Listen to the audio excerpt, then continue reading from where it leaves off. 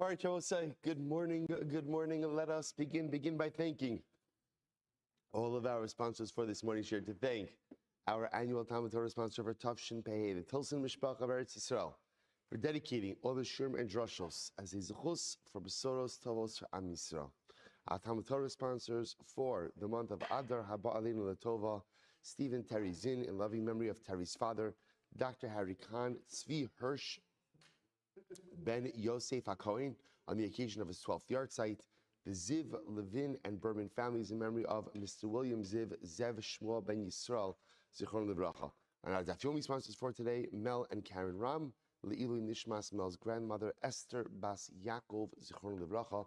We hope that in the merit of our Talmud Torah, all of the Neshamas will have an aliyah, the families in Nechama, all of those who need a refuah should have one. Bekarov, Kadosh Baruch Hu Shemer Hashem bring home all of our hostages, and our holy soldiers should be successful. B'chol ma'aseh yedehim. So with that, let us begin. Today's daf is Ayin Tes 79. We are picking up Emer Hashem on Ayin Ches Amud Beis 78b. We left off with Rabbi Nechemia, which is, all right, pretty far up on the daf, but all right, that's fine. 2, 4, 6, 8, 10, 11 lines down from the top. Rabbi Nechemia, supposed to remember again, just we're kind of starting like punked in the middle of something over here, just to reorient ourselves a bit. The Gemara was talking about the concept of incarcerating someone because you don't know what to do with them. So remember again, what's the relevance? What's the relevance of that for us? The relevance of that for us is as follows. We're dealing with a case over here where Reuven injures Shimon. And Shimon looks like he's going to die, but hasn't died yet.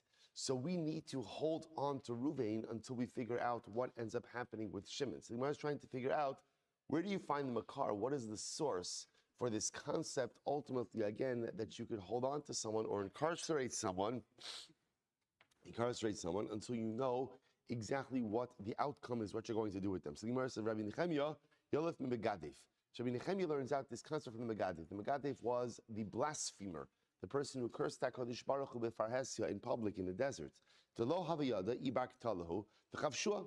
Because again, Rabbi Nechemia says the Megadif is the paradigmatic example. Why? Because the whole chap with the Megadif was no one knew what to do with him. So therefore, what did? They incarcerated him. They held him. They put him in a holding cell because kilo parash maya selo. They did not know what to do with him. So Rabbi Nechemia says, oh, that's the makar. Sometimes when you don't know what to do with someone, by definition, hold them, incarcerate them until you figure it out. So the Gemara says, "Rabbanan megadef hora shah haisa." The Rabbanan say, no, you can't bring a right from the megadef because the megadef was an outlier. Hora shah literally means, like a temporary allowance. But for our purposes, what it also means is it's an outlier. It's not a paradigm; it's an outlier. Why? This is very interesting. Remember, you're going to say. There were two instances of people who committed egregious acts in the desert. Okay, let me reframe that. There are multiple instances of people who committed egregious acts in the desert. There were two times where someone did something and Moshe Rabbeinu did not know what to do with the individual. One of them was the Mekoshesh. The person was Mechalel Shabbos, violated Shabbos b'far Hesia in public. And the second was the Megadef, was the person who blasphemed HaKadosh Baruch Hu. So listen to this. The Gemara says as follows: Yodei haya Moshe Rabbeinu shemekoshesh b'misa. Moshe Rabbeinu knew that the Mekoshesh, the guy who was Mechalel Shabbos, Moshe knew that he was chayiv misa. Shneimar mechaleleha mos yumas, because everyone knows that the punishment for Shabbos desecration is death. Elo lo haya yodea be'eza misa nerag. What didn't Moshe Rabbeinu know? Moshe Rabbeinu didn't know which death penalty should he get. Shneimar kilo parash ma'yaselo aval agadev. Lo ne'amar bo ela farish lema pi Hashem shelo haya Moshe yodea imhu ben misa kol ikar imlav. But by the Megadef, Moshe Rabbeinu had no idea what his punishment was. It's interesting. Now Moshe Rabbeinu knew, obviously something has got to happen to this guy. He did something terribly egregious. But what is his punishment? So Moshe Rabbeinu had no idea. Therefore, they had to go ahead and incarcerate him. So according to the Rabbanan, because Moshe Rabbeinu had absolutely no idea what to do with the Megadef, he cannot serve as a source for this concept of chavshua, of incarceration. So Bishlam the Rabbi Nechemia Hanun Dichse Trev Umdini. So both say, here's what's interesting. So now, in going back for just a moment, sorry, we had this concept.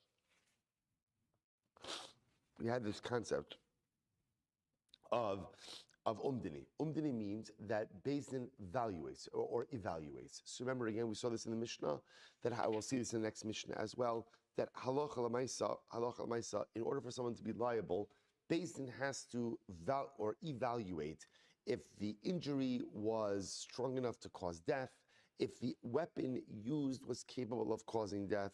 So the Gemara says, according to Rabbi Nechemia, I understand why the Torah records two different concepts of umdini. Chad, one case is amduhu lemisa, the chaya. So one is talking about a case where Beis Din originally said, so Reuven hit Shimon. Beis Din, right? Shimon didn't die instantaneously. So what happens? Beis Din evaluated the situation. They evaluated that Shimon is going to die. Shimon is going to die. What happened? The chaya, Mazel Tov, Shimon lived. And what's the halacha in that case to both sides? The halacha is that Reuven goes free. V'chad amdu alamisa v'hakel mimashahaya. And the other case is where Reuven again injured Shimon. Shimon, Baruch Hashem, well, Shimon looked like he was going to die. Then Baruch Hashem, he has a recovery, or I should say, a partial recovery. That in that case also Reuven goes free. According to the Rabbanon, why do you need two of these evaluations? Chad amdu alamisa v'chaya. So one is talking about a case where literally again, Reuven injured Shimon. Shimon was going to die. Beis Din evaluated that he was going to die. And Baruch Hashem, he recovered. And the halacha therefore is that Reuven goes free. Bechad amdu l'chaim umeis. And one is talking about a case where Reuven injured Shimon, and then what happened? So Beis Din said, okay, he injured him, but halacha l'maisa, he didn't injure him in a way that's threatening to his life. And then Shimon ends up dying. Even in that case, Reuven goes free as well, right? Why does Reuven go free as well in that case? Because halacha l'maisa, at the end of the day, Beis Din originally evaluated that Reuven did not do something that potentially caused Shimon's death. Rabbi Nechemia would say, "Amdu l'chaim umeis lo tzarich kra." No. Halacha l'maisa in a case where Beis Din evaluated and they said Shimon's not going to die, right? And then he died. Of course, Reuven is going to go free. Right? There's no shaila over there. Why? Shari yotza mi Beis Din zakai. Because again, once Beis Din already went ahead and said that Shimon's not going to die as a result of these injuries, Reuven is scot-free already. Now again, he may be chayav for damages, but Allah Chalamayse is not going to be brought back to Beis Din for any kind of din. Okay, let's say first word line. It's an interesting case over here.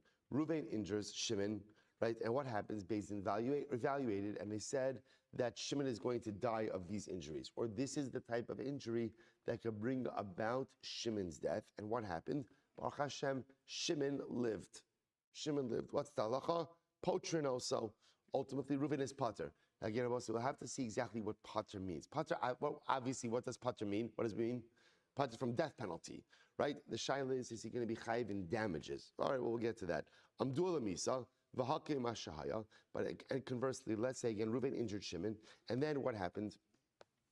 Beis Din evaluated, and they said, okay, Shimon is going to die as a result of these injuries. And then what happened? And then Baruch Hashem, Shimon's condition improved. What's the halacha?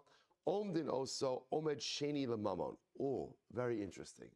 At that point, I will say, obviously, if Reuven injures Shimon and Beis Din says, okay, Shimon's going to die, there's no financial judgment against Reuven. Why not? Kimle b'drabimine, right? You can't be chayiv both misa and mamon. You can't be chayiv death penalty and monetary compensation.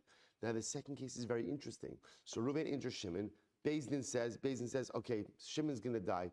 So therefore, again, we're waiting for Shimon to die. Then we'll execute Reuven. There is no monetary judgment against Reuven. In this case over here, interestingly enough, then Baruch Hashem, Shimon has a shtek refuah shlema. He has a little bit of an improvement in his condition. In that case, the Brisa says, we bring Reuven back to Beis Din, Omdin also, Omed Sheni, Lamaman. Okay, Baruch Hashem, now Shimon's not going to die. No problem. Baruch Hashem will bring Reuven back to Beis Din for a second judgment to assess monetary damages. Good. So the Gemara says, Ve'im la'acher kein hechbed umeis, halach. I'm sorry. Ve'im la'acher kein hechbed umeis. So we'll say, what happens if afterwards again? So now, this is an interesting case, right? So Reuven injures Shimon. At first glance, so Beis Din says Shimon's going to die of his injuries. So obviously we're going to wait till Shimon dies, we'll execute Ruvain. Then Shimon's condition improves. So what do? We bring Ruvain back to Beis Din for an Omer Sheni, a second evaluation for monetary damages. Then what happens? Shimon becomes ill again, or his condition worsens, and he dies. So what's the halacha in this case? Halach achad omed ha'imsai divrei Nechemia. Rabbi Nechemia says, okay, in this case over here, we're not going to put Ruvain to death because there's too much going on over here. So we'll go after the second evaluation, which is damages, and Ruvain will pay those damages to Shimon's heirs. The Chum say, Ein omed achar omed. Chacham say, no, we don't go ahead. We don't do valuations after valuations. That's too confusing. Tanya idach, another brisa. Amdua lemisa omdin oso lechayim. So listen to this, what I'll say. If halach lemaisa, Ruvain injured Shimon, and again, and Beis Din judged Ruvain that he's going to be put to death. And then what happens? Omdin oso lechayim. If Shimon's condition improves, we'll change the evaluation. All right? Lechayim ein omdin oso lemisa. But interestingly enough, if Ruvain injures Shimon and Beis Din initially says Shimon's going to live, and then Shimon's condition worsens, we do not change the evaluation. In other words, essentially what we're saying is like this. We'll change the evaluation when it benefits Ruvain, which is in line with the general motif that we are reticent to put people to death. That's what's happening over here. So therefore, if Ruvain injures Shimon and Beis Din says, oh, this Shimon's going to die, and then Shimon's condition improves, we'll change the evaluation from capital to monetary. On the other hand, if Ruvain injures Shimon and at first glance Beis Din says Shimon's going to survive, therefore this is a monetary case, not a capital case, and then Shimon's condition declines, we will not go ahead and switch the evaluation. What happens if we originally evaluated the situation and we said that, okay, Shimon's going to die, and then, Baruch Hashem, Shimon's condition improves, right?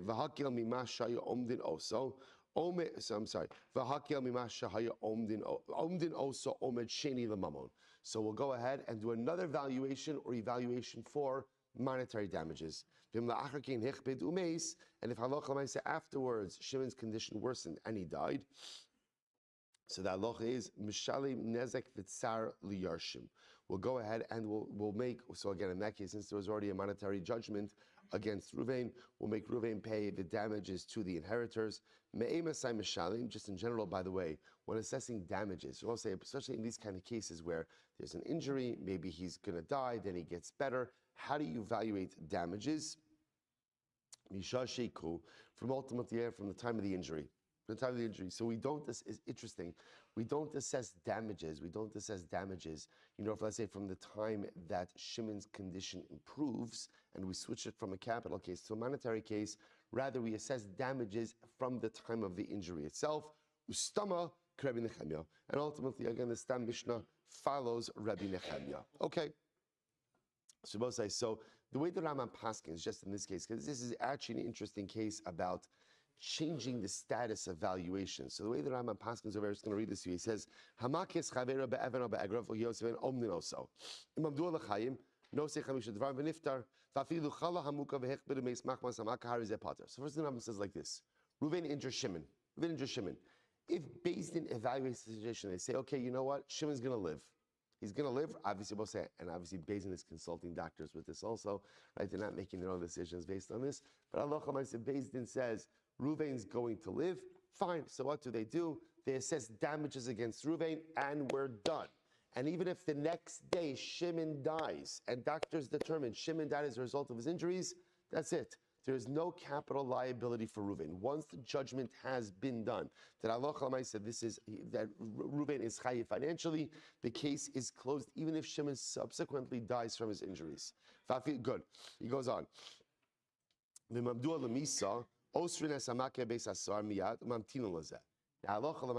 if Ruvain injures Shimon and Beis Din assesses it and they say, Shimon's going to die. So what do we do? We incarcerate Ruvain until Shimon dies. So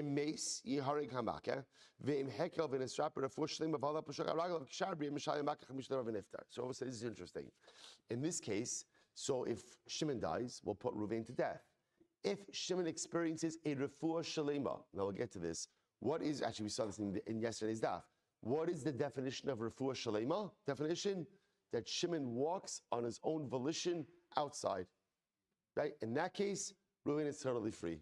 It's totally free. So that's how the Rambam paskin. So again, halacha l'maisa, if Beis Din assesses that Shimon is going to survive, we make this a monetary case, assess damages against Reuven, and Reuven goes on his way. Even if Shimon drops dead next day, and it's clear that it's a result of his injuries, the judgment is done. If on the other hand, Beis Din evaluated that Shimon is going to die as a result of this injury, we incarcerate Reuven until the time of death of Shimon. Then we adjudicate this as a capital case. Unless, of course, Shimon has a refuah shalema. The refuah shalema is defined of walking on his own volition, of his own power, his own power outside. Then we release Reuven. Now, listen, Rabbi Milt brought this up. You have to say the one piece, and I don't know, I tried to look around for this a little bit, is how long, does this go on for? Right? In other words, what does this mean that we like the Rambam says, we incarcerate Reuven. How long do you incarcerate him for? Until one of two things happens, until Shimon dies or he gets better. What sounds like, interestingly enough, that if Shimon lingers as a result of his injuries, we keep Reuven incarcerated as long as it takes to go ahead and be mavar and clarify what this is. Okay, so we'll say, so that is the halacha, ultimately, again, by based on evaluations and assessments. Mishnah. Niskav is a very interesting case. Interesting case. Reuven intended to kill an animal, but he ended up killing a person. Okay, so again, his intent, he was going hunting, right? He was going hunting, right? And what happened, right? Is it deer season, right? We decided he's going hunting, and he ended up killing a person, okay? Or for that matter, again, he intended to kill an akum, but instead he killed a yid. He was going to kill a nefel. Nefel in this context is a non-viable child, right? And he killed a regular viable person, right? So in all of these cases, pater. We'll say in all these cases he's pater. Now why? Because remember again, in order to be chayiv for murder, there needs to be intentionality. And intentionality is defined, at least in this first piece, as you have in mind to kill someone specific. But if again, I will say in all of these cases, Reuven did have in mind to kill someone specific, and then that mindset did not materialize. Therefore, he's going to be pater. Next, niskavin la'kosa amasnav, avalo hayaba kedei lahamis amasnav, v'halchala alibo, v'haisa kedei lahamisa alibo. Listen to this, Rabbi say. Reuven goes over to Shimon, and his intention is to hit Shimon on the leg, right? Very hard. Now again, but that type of injury on the leg would not have caused Shimon's death. Reuven did not aim his punch, his blow very well. So what ends up happening? He ends up hitting Shimon on the heart. And when he hits him on the heart, Shimon dies. Shimon dies. So you know, say, but the intentionality of the blow delivered, had it been delivered in the way that it was intended, would have caused injury, not death. But because the blow was not delivered in the way it was intended to be delivered, it causes death. So the Gemara says, what's the halacha? Pater. Reuven's pater. Once again, Abba said, because we see in order to be chayiv for capital cases, there has to be intentionality. And intentionality, we're going to see, really means two things. Number one, intentionality for a particular person, and intentionality to deliver the blow in a certain way. Next, in this Kavin Lakos Alibo, Reuven intended to hit Shimon on his heart, top of Vayantes, but the truth is, and it was a hard enough blow that would have killed Shimon. But what happened? He ends up hitting Shimon on the leg instead, and this type of blow, normally when delivered on the leg, this type of blow when delivered on the leg normally would not be a death blow. Would not have death blow. But what happens? Umeis. But nevertheless, Shimon died as a result of it. Pater. Because we'll say, now why is Reuven pater in this case? Because again, we'll say, what we begin to see is, in order to be chayiv in a capital case, the injury you delivered has to be one that under normal circumstances is capable of causing the death of the individual. So in this case over here, this type of blow on the leg normally would not have been able to cause death. It did in this case, but therefore Reuven is going to be pater. Incredible. Niskavin lahakos al hagadol for lo hayabagdei lahamis. Right? Hagadol v'halcha lo ala katan v'hayabagdei lahamis as hakatan umeis pater. Suppose a similar case over here. So Allah chalamais again. You intended to hit an adult, a gadol, and this type of blow would not normally kill a gadol, but instead you ended up hitting a child. And again, this type of blow could kill a child and did kill a child. once again, Potter. Listen to this case. Reuven intended to go out and deliver a blow on a child, and this type of blow would have caused the death of the child. But what ended up happening?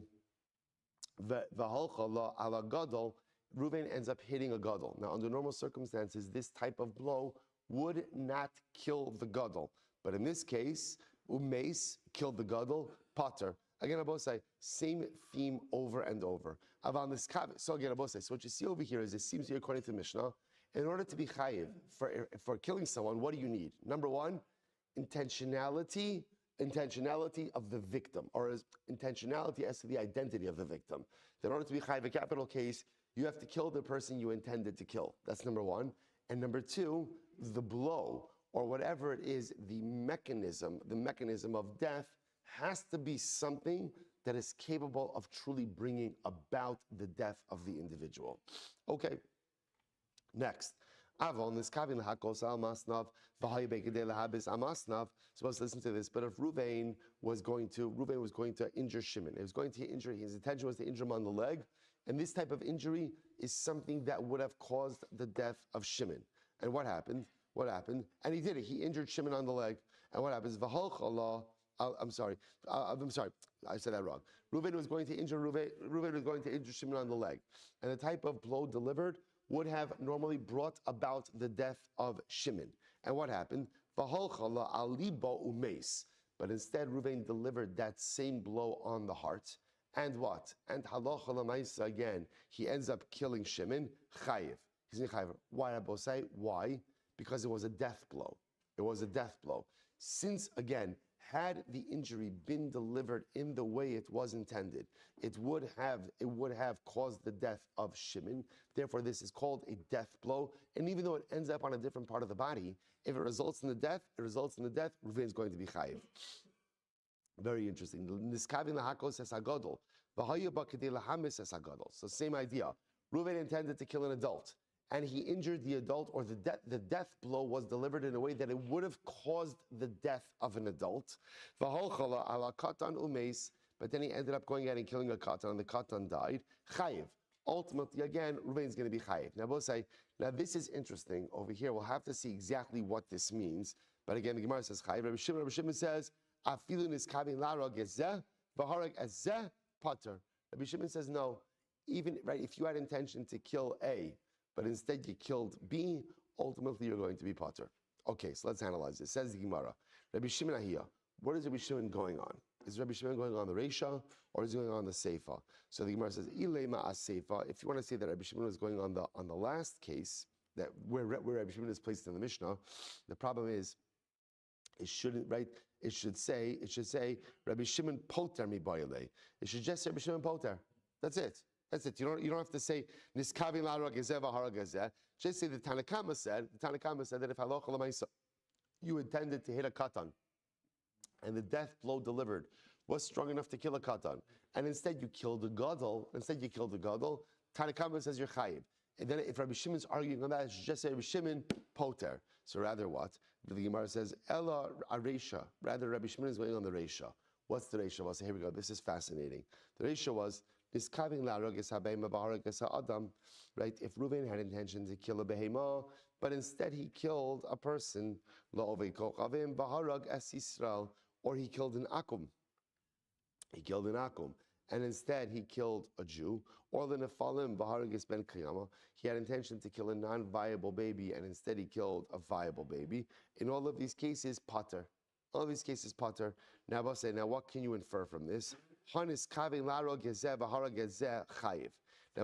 interestingly enough, what you could infer according to the Tanakama, which is indeed what the Tanakama says later on, the only reason why you're pater in that case, according to the Tanakama, is because your action ended up resulting in the death of an entity in a different category, right? You had intention to kill a behema, you killed an Adam. You had intention to kill an Akum, you killed a Yehudi. You had intention to kill a Nefel, you killed a Ben Kayama. Okay, so your intention did not materialize. But according to the Tanakama, if I intended to kill Reuven, but instead I killed Shimon, I'm chayiv. Because the Tanakhama says the threshold for liability is intentionality to commit an act of murder, even if I end up killing a different person, as long as that person is quote unquote in the same category as my intended victim, I'm chayiv. I'm chayiv. And now comes along Rabbi Shimon. Rabbi Shimon says, no, you're not. Rabbi Shimon says, I feel in this kaveh lara gezeh v'hara gezeh patra. Rabbi Shimon says, no, that is not true. That is not true. In order to be chayiv for murder, two things have to occur. Number one, you have to deliver a blow that is capable of causing death, and your intended victim must be killed. But if you end up killing the wrong person, you cannot be tried for a capital crime. Now again, there's still other forms of liability, but Lamaisi, you can't be chayiv for murder. So so I just want to point out, this is just so you understand, this is a raging machlokes. You understand what's happening over here. According to Tanakama, as long as you end up killing someone in the same category, you're going to be chayiv.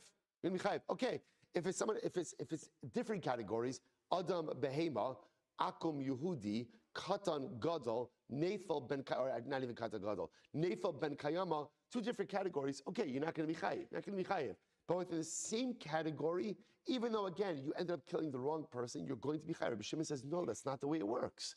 In halacha, you're only chayiv for a premeditated act of murder with a death blow that is capable of causing death, and with the victim you intended to kill. Incredible, raging machlokes. So pshita, so the Gemara says it's obvious. Koi Ruvain v'Shimon, listen to this. If Ruvain and Shimon are standing together, va'amar arna Ruvain kamechavna, the Shimon lo kamechavna, and what happens? And let's say again, Ruvain and Shimon are standing together, and we'll call him Ploni, right? The murderer. Murderer comes along and says, "Listen, guys, I'm going to kill one of you. I actually differently. I'm going to kill Ruvain. And by the way, I only have kavana for Ruvain. Hineni muchan muzuman, right? La'avar avera shekasa batora shal shvichos damim, right? And I only have in mind to kill Ruvain. It's my kavana to kill Ruvain. And what happens? He ends up killing Shimon. Henu pluktayu. So we'll say, okay, so that's the machlokes Tanakama and Rabbi Shimon. According to the Tanakama, you'll be chayiv. According to Rabbi Shimon, you're not chayiv. The Gemara says, listen to this. Amar lechad me'inayu mai. This is wild. So what happens? What happens if Ploni, the killer, says, Reuven, Shimon, guys, listen, today on my to-do list is to kill someone, right? I wasn't really specific as to who I'm going to kill, right? So it's going to be either one of you, and he ends up killing one of them. What is the halacha in that case? In other words, we'll say, what would happen over here where, let's say, again, the murderer lacked specific intent for an intended victim? What would happen there? Inami, kasava Ruvain, v'nimtza Shimon. The other possibility is what happens if the killer intended to kill, we'll call it the person on the left, because ultimately, again, he thought it was Ruvain, but it turned out to be Shimon. So interestingly enough, in that case, he had kavana for that guf, for that body, but it turned out to be the wrong person. So what's the halacha? So Tashman says, Rabbi Shimon Omer, Ad Shomer LaPloni Adam Miskavein. Rabbi Shimon says, ultimately, one is only liable for death until literally the killer says, I have kavanah to kill this particular person. My time is Rabbi Shimon. So we'll say, so again, it turns out that according to Rabbi Shimon, the only time you're going to be liable is when you have specific intent for a particular person, and that specific intent materializes. That's when you will be chayiv. So we'll say, by the way, my time is Rabbi Shimon. What's Rabbi Shimon's logic?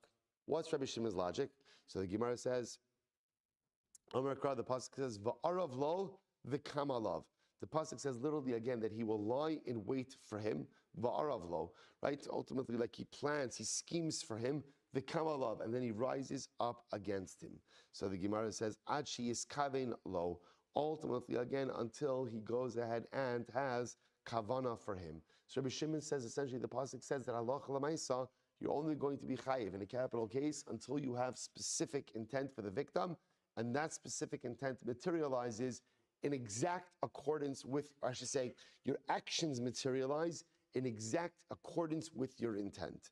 So we'll say, by the way, the Rabbanan say that pasuk of va'arav lo v'kama love, which I will say, that pasuk really seems to like scream intentionality, that you're only going to be chayiv. If you intentionally go ahead and murder someone, which again, you have specific kavanah for someone, and that kavanah materializes, so what did the Rabbanan use it for? The Rabbanan used that for a different case. Listen to this. Prat, lezorik evan lago. That comes to exclude a case where I will say, I come along, and there's a group of people standing, I throw a stone into a group of people, and the stone kills someone. So the pasuk teaches me I'm not chayiv for that. Now again, when I say I'm not chayiv, in other words, I'm not chayiv death. I'm not chayiv death penalty for that. So the Gemara says, by the way, what's that case? But that happens to say, by the way, just like on a moral, ethical level, it's an interesting case, right? I take a stone, I throw it into a group of people, the stone falls on someone and kills them. The Rabbanan will say, I'm not chayiv for killing someone. What? Now the Gemara says, by the way, what's the case? What's the case? Hechi dami. So if you're talking about a case of 9 kusim and 1 yid, so okay, that makes sense. Why? Because again, there was a rove of kusim, and therefore one would not be chayiv in a capital way for the death of a kusi. Inami palgu palga safek nefashos lahakel. Even if it's half and half, ultimately again, it's a suffix about whether or not there's capital liability, and therefore again I'll be patur. Lo tzricha deika tisha Yisrael v'kusi echa benein. Wow, what's the case? The case ultimately again is where there were 9 Yisraelim, right? 9 Yidden and 1 kusi, but nevertheless I'm patur. What's the pshat? Davile kusi kavua. Now we'll say again, because since the presence of the kusi is established, therefore Allah Chalamayse is kavua, right? He's established, and we have a principle called kavua. Suppose say again, this is the famous case of you find a piece of meat, right? And there are nine non-kosher stores and 1 kosher, or the reverse case as well. So what's the status of the piece of meat? It depends where you find it. You find it in the public, you find it in the store. We have a concept called kavua. Anything that is established within a group essentially switches the group dynamics and makes it 50-50. So even in a case where you have 9 Jews and 1 kusi, since that kusi is established in the group, it's considered to be like half and half. And now halach l'maisa, nevertheless, if I throw a stone into that group and the stone kills someone, I am not liable for that. So we'll say, so again, so therefore what we have over here is just to point out, we are left with this raging debate. We'll say, I cannot really even underestimate the raging kite or the ragingness of this debate, right? So again, I will say, literally again, I have in mind to kill Ruvain and I end up killing Shimon. What's my liability? According to the Rabbanan, I'm chayiv. Why? Because I had in mind to commit an act of murder, and I ended up murdering someone who is in the quote-unquote same category as my intended victim. Therefore, I'm chayiv. According to Rabbi Shimon, I'm patur. I'm patur from death penalty. Chayiv and a lot of other bad stuff in life, but again, patur from the death penalty. Why? Because according to Rabbi Shimon, in order to be chayiv for a death penalty, number one, there has to be a premeditated act, a desire to kill someone, and my intentions must materialize upon the intended victim. Incredible. So let's analyze more. So Bishlama, L'Rabbanan, I mean, it's Kavin Chayiv. So according to Rabbanan, who say that if I have in mind to kill Reuven and I end up killing Shimon, I'm Chayiv. D'chsiv v'chiyinatzu anashim v'nagfu ishahara. So the pasuk says, well, the Torah talks about the idea that if men are fighting and they end up going ahead and shoving a pregnant woman and she ends up miscarrying, V'amar Belazar b'mitzvah sheva misa kasam medaber. So I was talking about, again, where the men are fighting and they end up causing the death of a third person, right? So Reuven's fighting with Shimon. His intention is to kill Shimon, but he ends up killing someone else. So therefore the Torah says, D'chsev emason yihiyah v'nasata nefesh tachas nefesh. And the pasuk says, Reuven's fighting with Shimon, and Reuven ends up killing someone else. Torah says, v'nasata nefesh tachas nefesh. Reuven is liable in a capital sense, which means that even though Reuven had in mind to kill A, but he ends up killing B, he's going to be liable. El Reb Shimon, hay v'nasata nefesh tachas nefesh my avele. What does Rabbi Shimon do with that pasuk of v'nasata nefesh tachas nefesh? To which the Gemara says, mammon. Rabbi Shimon understands it doesn't mean capital case. Rather, what does it mean? It means monetary compensation. That according to Rabbi Shimon, if Reuven's fighting with Shimon with the intention potentially to kill Shimon, and he ends up killing someone else, there's not capital liability, but rather what is there? Financial liability.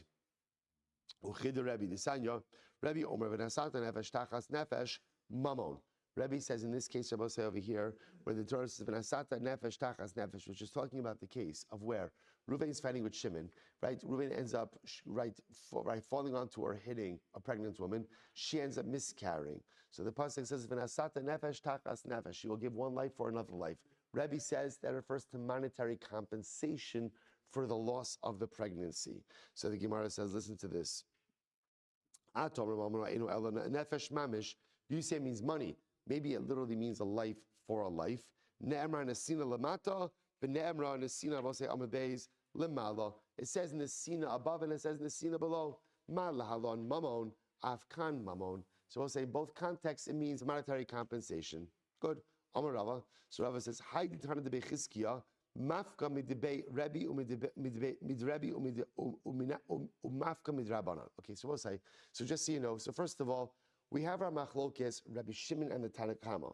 Right, so that is still sitting here about, again, I have intention to kill Ruvain, I end up killing Shimon.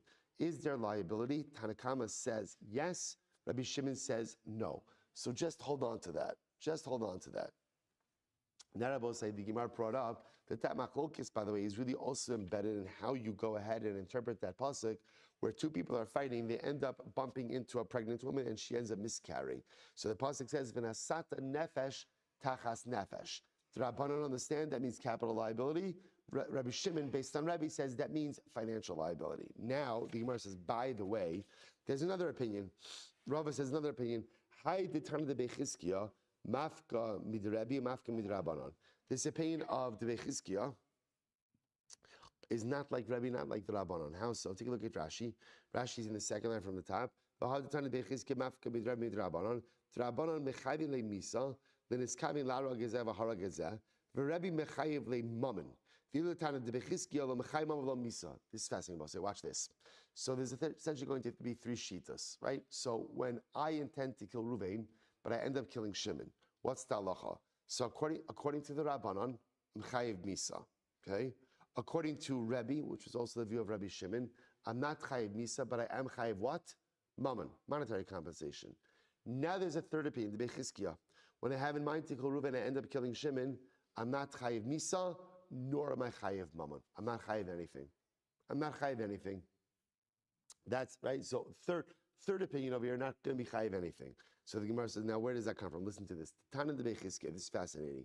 Maki ado maki behema. So we'll say, right? Torah speaks about again one who kills an animal, one who goes ahead and kills a person. The pasuk says, "Maki behema yishamena umaki adam yumas." So this is very interesting. The Torah equates killing not equates, but juxtaposes the death of an animal, or the killing of an animal, the murder of an animal, the murder of a person. And the Torah says, if I kill an animal, yishalmena, I have to pay. And if I kill a person, you must, I'm put to death. Okay, so watch this. Ma make behema lo chalakta be shogeg lemezid be miskaven l'shenim miskaven. So we'll say when it comes to killing an animal, the halacha makes no distinction to whether or not what I'm a shogeg or a mezid. Also makes no distinction whether I have kavana, don't have kavana. Makes no difference if I kill it. We'll say these are like makis sugis over here. Whether I kill the animal going up or coming down. And in all cases, lepotra lemamon elechayva mamon. We'll say if I kill an animal, makes no difference. Shogeg mezid aliyah makes no difference. What's the halacha? What's the halacha? I'm chay monetary compensation to the owner of the animal. Watch this. We'll say what the Bechizkiya is focusing on over here is this juxtaposition of the death of an animal to a death of a person, to show that just like when it comes to the death of an animal, it doesn't make a difference how I kill the animal. What's the halacha? What's the halacha? I'm liable. I'm liable. Af makya adam. So too, when I go ahead and I kill a person, af makya adam, lo tachlok bein shogig lemezid, bein miskaven she'eino miskaven. There is no distinction about say whether I kill someone b'shogig or I kill someone. Now let's do it in sentence. Or I kill b'mezid, right? Shogig or mezid. Bein miskaven she'eino miskaven. Intentionality, lack of intentionality. Derech yirida, derech aliyah. Whether I kill a person going up or coming down. L'chayva mamon el lepotra mamon. So the say in all cases of murder, now the variable is sometimes you're chayiv death for killing someone, somebody not. But one thing is clear, which is in all cases of murder, I'm never chayiv mamon. So this is the Bechizkiya shita, that anytime you kill a person, you are never chayiv financially. Now, whether or not you're liable to be put to death, that's going to depend on how the murder occurred. But one thing is clear, which is you're never chayiv mamon, and that's the juxtaposition. When you kill an animal, it doesn't matter how you kill the animal. One thing is clear, which is what? You're chayiv mamon. When you kill a person, one thing is clear, you're never chayiv mamon. Whether you're chayiv misa or not is a different discussion, but never chayiv mamon. So the Gemara says, umay shein miskaven. Now what does it mean that you don't have kavana? Ilay Mashem miskavin klal hainu shogeg. So if when we say, so we'll say, what does it mean in a case where it says I'm not miskavin? If not miskavin means it means I didn't have kavanah to kill someone at all, that's called shogeg. That's called shogeg. Ela pshita shein miskavin lazeh ela lazeh. Rather, we'll say shogeg means I killed someone accidentally. Einu miskavin means I had intention to kill Ruvain and I ended up killing Shimon. V'katani l'chayva mamon el lepochro mamon. But what do you see from? But yet, nevertheless, in that case, I'm not chayiv mamon. V'i bar katalahu my itzrich lemifte mamon. But a second, obviously, if I'm chayiv a death penalty, then of course there's no need to exempt me from monetary compensation. Why? Why? Ella lav shmamina lav bar katalahu v'lav bar mamonuhu. Rather, we'll say, what do you see from here? That there is a case where I'm not liable to a death penalty, but I'm also not chayiv for mamon. What's that case? That case is where I have intention to kill Ruvain, I end up killing Shimon. So I'm not chayiv for Misa. Why? Because again, I didn't kill my intended victim, but I'm also not going to be chayiv for Mama. So therefore, I will say this might be the most exciting thing that has happened today so far. I will say, I just want to point out something amazing. So what we have over here are three different opinions. This is good for a chazar. Three different opinions. Opinion number one, D'Rabbanan, Tanakama. Tanakama says, I have intention to kill Ruvain, right? Tinini muchal muzuma laragis Ruvain, and I end up killing Shimon. What does Tanakama say? Tanakama, I'm liable. Chayiv Misa. Chayiv Misa. Why? Because ultimately, again, at the end of the day, you had intention to kill someone, and your intention materialized upon someone in the same category. As long as you're in the same category, you're good. In other words, obviously, you have intention to kill an akum, and you kill a Yehudi, you're not going to be chayiv. You have intention to kill a behema, you go out and you kill an adam, you're not going to be chayiv. Neifel bar kayam, okay, but assuming your intention materializes in the same category, halacha lemaisa, you are chayiv misa. Rabbi Shimon, I have intention to kill Ruvain. I end up killing Shimon. What's the halacha? Potter. Now, what it sounds like is potter, but chayiv for monetary compensation, like Rebbe. Then third category, Tana de Bechizkiah, you have intention to kill Ruvain and end up killing Shimon. What's the halacha? Potter legamrei, not chayiv misa and not chayiv mammon. How do we paskin? The suspense is killing me, right? How do we paskin? So say, listen to this. Maybe that was the wrong expression, right? But you understand. So say, listen to this. Rambam, Hilchos Rotzeach, Perek Dalet Halacha Aleph. Here it is. Hamiskavin laro gezeh v'hara gezeh. I have intention to kill Ruvain, and I end up killing Shimon. Potter mimisas bezdin umina tashlumin umina galos. Pass like the Bechizkiah. Potter from everything. Now again, I will say, I just want to be clear. It's bad, right? It's bad. And obviously, in Klapi Shmaya, in the eyes of HaKadosh Baruch Hu, there's also going to be some level of liability. But halacha l'maisa, again, I have intention to kill Ruvain. I end up killing Shimon. I'm not chayiv death, right? No death penalty. Not chayiv tashlumin, and not even chayiv galus. Now, what's galus? You know, I'll say, what's galus? Remember, I can't wait to get to Maseches Makos. It's so exciting, right? But l'maisa, again, when does galus come about? Shogeg. So, see, right, you can't call it a shogeg. Because halacha l'maisa, again, it wasn't accidental. There was intentionality over here, right? Not chayiv tashlum, because as the Bechizkiah said, apparently in any case where there's bloodshed, there's not monetary compensation. And also, again, not chayiv because I lack intentionality. It's incredible. He goes on, lefichach. Now, by the way, the way the Rambam illustrates this is lefichach, hazorech even l'soch edam yisrael v'harag echamei and patim yisas bezin. So the Rambam illustrates this in an interesting way. I throw a stone into a group of Jews, right? So we'll say, and now again, I know that when you throw a stone into a group of people, it's definitely possible it's going to cause death. And in fact, it causes the death of someone. I'm potter. That's how you pass it. I will say, like Reb Shimon, but as modified by Tana de Bechizkiah. So therefore, I will say again, you intend to kill A, you end up killing B, even if they're in the same category. Potter from Isa, potter from Tashlumin, potter from Galus. Absolutely incredible. Riveting. All right, we'll say Mishnah, let's go. We're catching up with the rest of the Daf Yomi world. Emir Hashem. Rotzech is Ari Bachirim. This is an interesting case. A murderer gets mixed up with other murderers. So we'll say, which by the way, it happens, right? Sometimes based on the decisions you make, really dictates the chevra that you hang with. Right? It's just like the chevra that you associate with makes you the kind of person that you are. sometimes the person you choose to become also dictates the chevra that you end up gravitating towards. Sorotseach shenis arev ba'acherim. How does that even happen, right? A murderer gets mixed up with other murderers. So what's the halacha? So I'll say, so we'll have to see, well, in all reality, so besides the Musar Haskell with it, that ultimately your actions will dictate, right? Your peer group influences your actions, and your actions often dictate your peer group. So Rotzeach, a murderer, gets mixed up with other murderers. So what's the halacha? Kulan Pturin.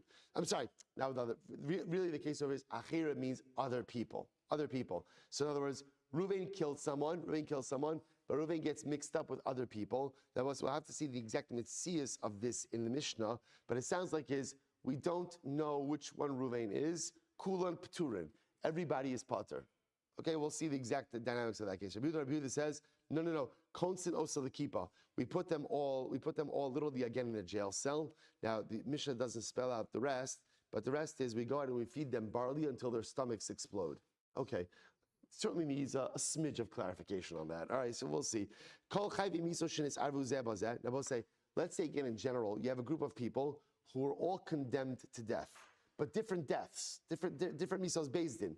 And now, because they all got mixed up, we don't know who is subject to which penalty. And as one can imagine, no one's saying, I'm the skila guy, me, give me skila, right? The guy says, give me sreifa. So no one's coming forward and volunteering the information. So all we know is we have a group of people who are all subject to a death penalty. We don't know which death penalty. So what's the halacha?